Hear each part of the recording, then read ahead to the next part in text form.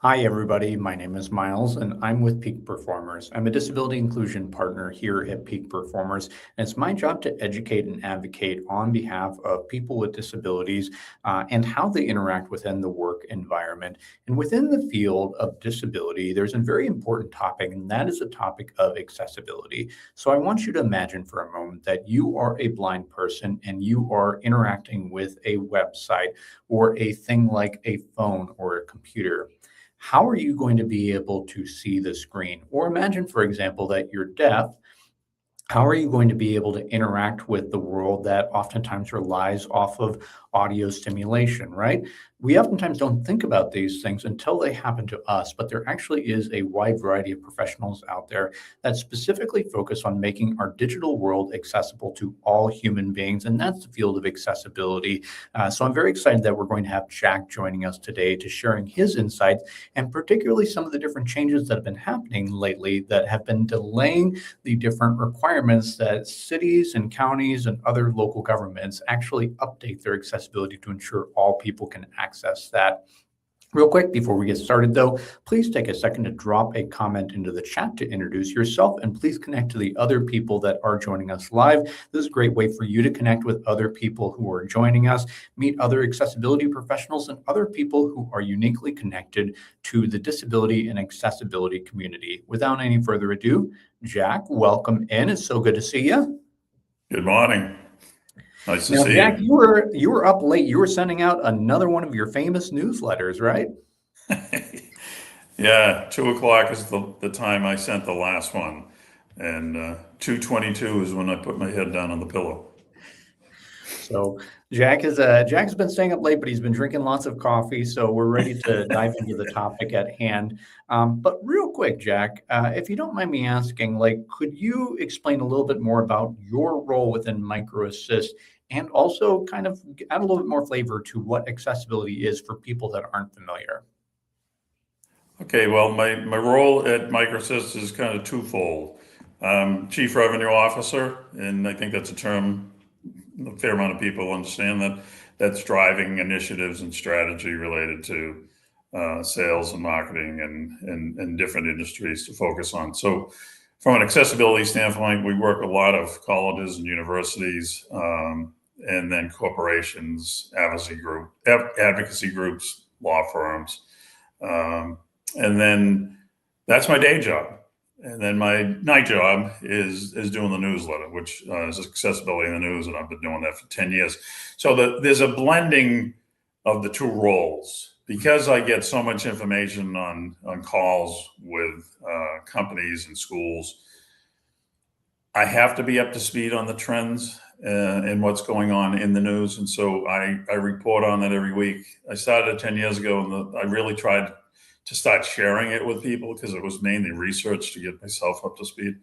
And so the two of them have blended nicely from the standpoint of keeping clients informed and prospects when we talk to them, and then keeping people in the industry all over the world informed. I love that. And I will drop a link to Jack's newsletter so each of y'all can subscribe to it. By the way, hello, Susan, and hello, Joseph. Thanks, both of you, for joining us. It's good to see you on the live format here.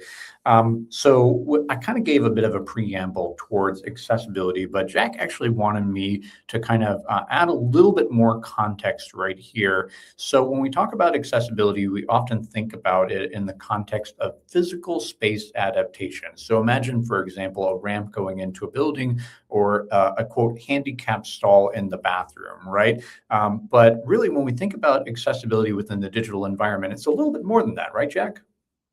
It certainly is, and because we've been in this built environment for much longer than in the digital environment, and what I mean by that is 36 years ago, the ADA was passed, and I always make the statement that that's great. It was passed 36 years ago, but it took 214 years as a country to get that law passed. And so when that was first introduced, the internet was truly at the infancy stage. And so having discussions about digital at that time in 1990 was not something that was on everybody's lips because they didn't know what the internet was. But as time has progressed, you can see parallels between the built environment and the digital environment from the standpoint of there are certain steps that need to be taken on both built and digital to make whether it's a building or a website or a kiosk or mobile app accessible to people who have disabilities. And so the W3C, and I'll put this in the chat box, they're the keeper of the international requirements and standards related to web content accessibility guidelines. Mm-hmm. And really the acronym that many people in our industry uses is POUR, P-O-U-R. And what does that mean? Perceivable, operable, understandable, and robust. And all of that pertains to specific engagements as a person who has a disability with digital assets. And so making sure that companies comply with the laws, which would be Title III for corporations, Title II, which you and I have discussed at length, which is really the state agencies, cities, counties, colleges, and universities, libraries, to make sure that they comply with the level of WCAG 2.1. And in this slide, you can see the iterations of WCAG over the course of time. And so the industry works extremely hard. And when I say the industry, I mean the advocacy groups, I mean the W3C, I mean the attorneys, to make sure that we're progressing, because the digital world is progressing.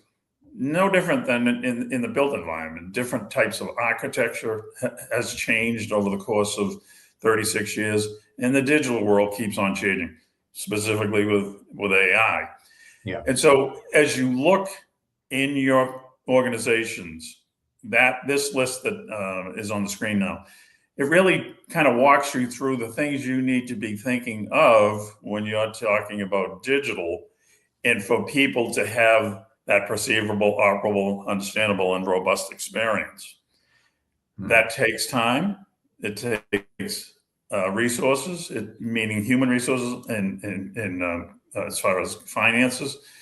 But if you build that into all of the builds that you're doing, whether it be on websites, whether it be on mobile apps, whether it be on software, and you build it in from the beginning, it makes it less expensive. And it makes everything more accessible from the beginning, whether it be students in your school, customers that you service, constituents in your city, really across the board from the standpoint of what organizations are needing to upgrade from 2.0 to 2.1 under Title II. And I think what stands out to me about all of these things, and I will go back to kind of the earlier slide, many of us are so used to seeing these things within an office environment. No, there's some problems with, accessibility, especially within older buildings. But I think a lot of us take these kinds of things for granted. And I think that one of the challenges that accessibility from a digital standpoint has is that unless people experience those specific barriers, these things might be kind of invisible to them. And would you agree with that, Jack, that like sometimes like these things are missed by people that don't have those same barriers? Yeah, I mean, I use it's a statement within the unemployment world. I use it a lot because it pertains to disability. So if the unemployment rate in Texas is 4%, but you or me, if we're unemployed, we're 100% unemployed. So it's super personal. Same thing with disability. It might be 1 in 4 people have disability, or 1 in 5, depending on what city and state and what country you live in. But if I'm disabled, you're disabled, your percentage is significantly higher than the 1 to 4, 1 to 5. So when you're disabled, you start to notice things that aren't there and that are there. And if you're not disabled, it doesn't hit your radar at all. And so, yeah, these things from a built environment, when you see them on a screen like that, you're like, oh, okay, yeah, I see those all the time. I see ramps and I see curb cuts and I see braille on elevators and I see this and I see that. You get into the digital realm, we all use digital, you probably aren't paying any attention to any of this. You might see on different articles in newspapers now, you can listen to the article, or you can do closed captioning on your TV.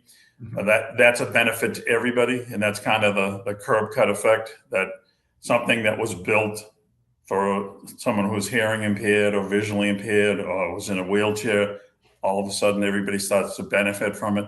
Interesting enough, on the closed captioning, millennials use them more than boomers, and we're seeing more and more people activating, whether it be in Outlook or different software, the audio version of the text, whatever they're listening to.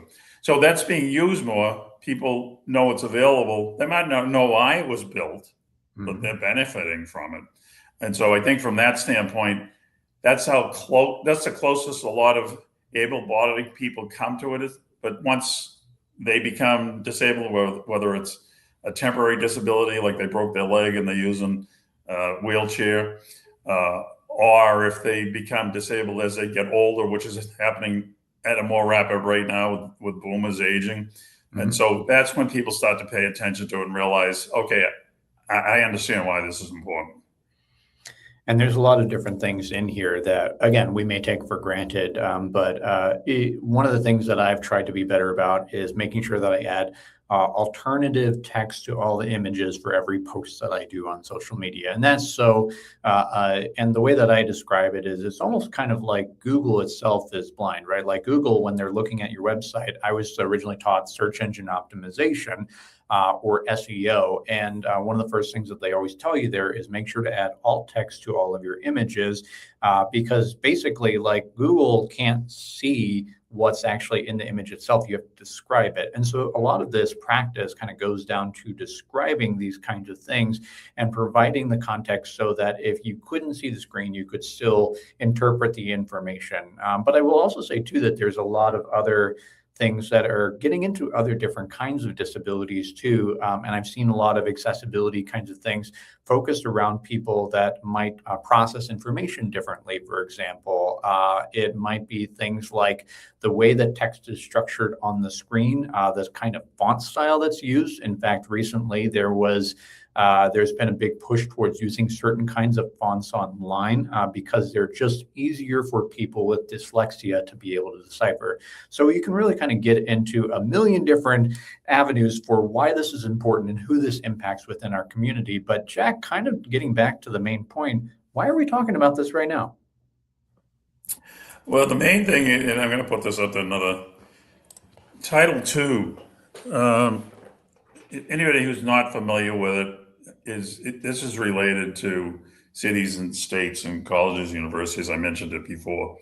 So they had a deadline, April 20th, and that deadline passed, and they pushed it off, and there was an outcry. And so I mentioned to you, I think it was last week, that the week of that change, in my newsletter, I had a total of 64 either articles or blogs specifically related to that change. Hmm. And people significantly were angry and disappointed that the federal government once again pushed a date out on adherence to WCAG 2.1. And so they pushed the date from April 24th, 2026 to April 26th, 2027. And that's for the larger entities. And then the other one was pushed to April 26th, 2028. So what that means, if you as a disabled person were getting very excited for everything to be brought up to 2.1, whether it was you as a constituent, you as a student, you as an employee, you as a purchaser of products that are digital, you wanted to go to different websites to have them up to the 2.1 level. Now that's been pushed off a year. And the newest news last night, the Section 504 with Health and Human Services and the federal government was pushed off another year also. So the federal government is making a statement here that they're pushing these things off. The feedback from them was the initial time wasn't enough. The resources that organizations needed to have to get to those dates and compliance wasn't enough. But they had 2 years, but they actually had 36 years. And so that's the pushback that people are giving, is like, why couldn't you have gotten this done? Why didn't you budget? Why didn't you get this done in time? Why haven't you been up to that level? Why weren't you working on 2.1? And again, back to that, if you're disabled, this is super important to you. Digital world is how we live. And, a prime example was yesterday, Canvas, a very important platform in the educational space, was hacked all across the country, and students and professors couldn't get into it. And so you think of it from that perspective, that impacts everybody. Well, a blind person, that's their world every day. A hearing impaired or deaf person, that's their world every day. We get inconvenienced when Canvas goes down for a day or two or an hour or whatever, and we scream bloody murder. Now this is delayed another whole year, and there's concern that it could be pushed off again. And I don't have a crystal ball as to whether or not that's going to happen, but that's the concern people have. And it's kind of the naming of this session, kicking the can. Well, the can's been kicked, and the can's been kicked a lot over time. And any advocate and lawyer in our industry will certainly know all the times that it's been kicked over the course of the years. And it's very unfortunate that this has happened. When we kick the can like this, that signals that this is not important. We don't care about this. And that's honestly, the biggest message that kind of comes out is when we delay these kinds of things, we just say to a group of the population, you don't matter, we don't care. And I think that's very unfortunate too, because not only does that affect their access, but that also impacts the signaling that other businesses may interpret to where they may say, oh, well, since the government is not super concerned with accessibility, I guess we don't have to be as concerned either. But I think one of the interesting conversations that we were having the other day, Jack, was talking about why businesses should care. And I want you to kind of revisit that conversation with me a little bit. So why should businesses care about accessibility in the first place? Yeah, I get into numbers a lot because I read a lot because of the newsletter. And I think this resonates with a lot of people because it's kind of an eye opener. Kind of like if you look at those slides that you put up there, the built environment with digital. It's like, okay, I see the parallels. So currently there's 1.4 plus billion people in China, and a similar amount in India. India is growing at a faster rate. And there's 1.4 billion Catholics. There's 2 billion Muslims. And the World Health Organization estimates there's 1.3, 1.4 billion significantly disabled people. That's today. And there's only like 8.1 billion people in the world. So you can see disabled people really fit as a population. It's the largest minority population in the world. It's a really big population. And with baby boomers aging, that population is expected to double. So the question is, and this is a conversation I've had with CEOs and CFOs, would you ever not sell to China? Would you ever not sell to India? Would you ever not sell to Muslims? Would you ever not sell to Catholics? And the answer always is, well, no, I wouldn't do that. Why would I do that? But then the question is, why don't you have that same philosophy or approach toward disabled people? Because if you don't have an accessible website or mobile app or kiosk or software, you're really not making it easy for them to purchase from you. So why do you do that? Because you wouldn't do it to all of those other big populations. And the population is growing faster than any other population. So that's a real issue because a lot of C-suite people don't understand it. In general, people who aren't disabled don't understand digital. They don't understand it. Mm-hmm. So it has to be explained over and over and over. And the benefit is, you take big companies like Apple and Amazon and Microsoft, and I'm not saying they're perfect because they've had lawsuits against them for something that wasn't accessible. Their approach is very aggressive, and it's an approach to make it their inclusive products able to be accessed by anyone. Amazon likes everybody to shop with them, regardless of the person's disability. Microsoft, I was at CSUN 10 years ago when the Microsoft team was their first time to start working on Microsoft Office to make their product accessible. Mm. And it is today, 10 years later, accessibility checker is built into it that you can actually look at your documents in PowerPoint, Excel to determine, is it accessible the way you built it? That's super important. But, one of the comments I shared with you, I had lunch probably 10 years ago, 9 years ago with it's a former CFO of Dell. And I was talking to him about exactly this. And he says to me, it sounds expensive. So what is expensive to a Fortune 48 company? Yeah. If it was $1 million to fix it, which it wouldn't be, that's a rounding error for a company like that. Yeah. That just kind of showed me that he was not clued into why this was important. Obviously, people who have disabilities buy from Dell. Yeah. Why wouldn't you make the experience better for everybody that has the ability to spend some money at that company or any other company? So that's the message I try to get across over and over again. Forget about the Title III lawsuits. Forget about the Title II requirements. How about considering your constituents and your students and your possible clients, customers, and making things easy for them to buy on your websites and on your kiosks? And I mean, why wouldn't you do that? You do it for Catholics, you do it for Muslims, you do it for Indians, you do it for Chinese. I mean, why don't you do it for disabled people? I love that. And we did have a really good question from David. He says, what does the panel think about the future of W3C and WCAG look like thanks to being part of a team with alt text screen readers? Thank you. So what do you think the future of these technologies and of accessibility, kind of like what these requirements are? Well, the W3C is a really focused group, and they have been for quite some time. Mm-hmm. And they work on all aspects of digital assets. And if you follow that link that I shared with you will see how detailed everything is. So the newest thing that everybody's buzzing about is AI. Mm-hmm. And building AI into websites and building AI into products and building AI into everything that you possibly think of.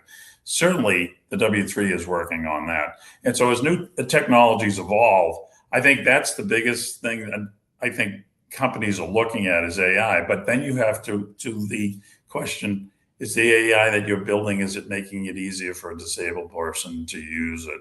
And I know there's a lot of talk in our industry, can AI be built in from a testing standpoint, a testing environment, to test website, to test documents. They're making inroads, but they haven't progressed to a point that it's going to replace us all. And so from that standpoint, I think all organizations need to be working closely with the W3C and helping from the standpoint of getting the message out about what the W3C is constantly working on, because it's a very, very important organization. I guarantee you, if you ask the typical person in the United States, have you ever heard of the W3C? And they'd say, what is that? They just don't know it. Yeah. Well, and I think that it's important that as we develop new technologies, we need to think about accessibility as we're developing the technology, not later after the fact strapped onto the side of the thing. Like if we're doing that and strapping it on, it's always going to be a pain in the neck and it's always going to be counterintuitive and difficult. So I think that's really the challenge for us because we stand at such a crossroads with AI. We see many people with different kinds of disabilities using it as a very successful adaptation and accommodation for their daily workflow. But I look at it from the hiring perspective and I get a little bit nervous. Like I get nervous when I see all the hiring biases that have been perpetuated against people with disabilities. And I see the potential of AI utilizing those biases and just pushing them out on a much larger scale. And that kind of thing can be significantly difficult to wind back later on, especially once the technology exists for a longer period of time. Well, Jack, I wanted to thank you for coming on today. I will again share Jack's link to his newsletter so each of y'all can go to subscribe. I will include the slides that he did as well. I wanted to thank the other folks that did happen to pop on as well too. Hello to Renee and Yolanda and David. Thanks to all of y'all for jumping in here today. But Jack, where can people find you and what kind of things are you working on these days? Where can they find me? They can find me at, you dropped the link in to the I newsletter? will. Yeah, I will right after the show here. That's probably the easiest place to find me because all new subscribers get sent to me. So I see all new subscribers if anybody wants to chat after that, because I respond to every single new subscriber and introduce them to myself and the newsletter itself. And the big things that we're working on as a company and really as an industry is trying to keep the education going. You know, we saw for the last 2 years, because of Title II, an awful lot of people getting up to speed on what they should have been doing or what they needed to be doing. So from the standpoint of corporations needing to prepare voluntary product accessibility templates to attest to their product being accessible, because all those Title II entities are now requesting them. So the corporations are starting to realize, okay, if I'm going to do RFPs and I'm going to sell into that Title II space, I need to make sure my product is accessible. So we work with a lot of corporations on that to make sure that they're in compliance and that they're meeting the requirements of Title II and WCAG 2.1, WCAG 2.2, depending on what state they're in. And that's the key thing here. There's state laws on this too. And so, you know, people think, okay, we're going to slide by. It's like, well, Texas has some really strong laws on this. Colorado has some really strong. California has really. So you might have a federal delay, but you have state laws you need to be looking at. And so I think it's really important for people to continue to pay attention to this. Absolutely. Well, thank you, Jack. It's been fun having you on here. Thanks to everybody who joined us live. Again, this has been Miles from Peak Performers signing off for now, and join us next week at 11:30 Central Standard Time. We're going to be talking a little bit more about mental health and particularly mental health across the generations and how mental health has been more or less normalized within each of the different generations that exist within the workplace. So join us next week, 11:30 Central Standard Time, back here on LinkedIn Live. Thanks, everybody. Bye for now. Thanks, Miles. Bye-bye.